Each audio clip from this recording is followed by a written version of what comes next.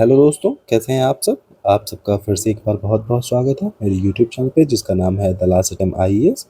और आज हम देखने वाले हैं भारतीय संविधान के अनुच्छेद 3 के बारे में कि आखिरकार भारत के संविधान का अनुच्छेद 3 आखिर किससे संबंधित है, या आखिरकार आर्टिकल 3 में किन किन चीज़ों को लिखा गया है।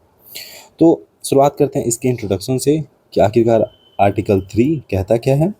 तो सिंपल सी ये बात है कि आर्टिकल 3 भारत का संविधान का अनुच्छेद 3 नए राज्यों का गठन, विद्यमान राज्यों के क्षेत्रों में परिवर्तन के साथ साथ सीमाओं या नामों में परिवर्तन से संबंधित है।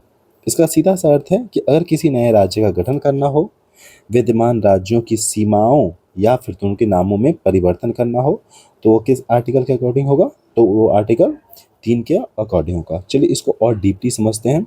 तो डीपली में आपको इस बात का ध्यान रखना पड़ेगा आर्टिकल 3 के अकॉर्डिंग कि यह संसद कानून द्वारा, इसका सीधा सा मतलब है कि ये सारे परिवर्तन ABCD और E, ये सारे परिवर्तन संसद कानून बना करके कर सकती है। तो आखिरकार भारत की संसद को किन किन चीज़ों पर कानून बनाने का अधिकार है, आर्टिकल 3 के अंतर्गत 1 बाय 1 करके हम डिस्कस करना चलते हैं।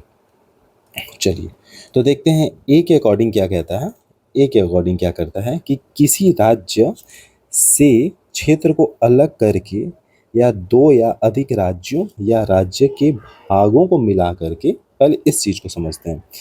क्षेत्र को अलग करके 2 या अधिक राज्यों, यानी कि सीधा मतलब है कि मान लीजिए ये एक राज्य है, इन दोनों राज्यों को इस एक राज्य को बीच से बांट करके या कहीं से भी बांट करके इसमें से एक नए राज्य को निकाल करके उसका गठन करना आर्टिकल 3 से संबंधित है। उसी के साथ ही राज्यों के भागों को मिला करके, सीधा मतलब है कि कोई 2 राज्य है, उन दोनों राज्यों के भागों को मिला करके एक राज्य बनाना हो, तो वो किस आर्टिकल के अकॉर्डिंग होगा, आर्टिकल 3 के अकॉर्डिंग।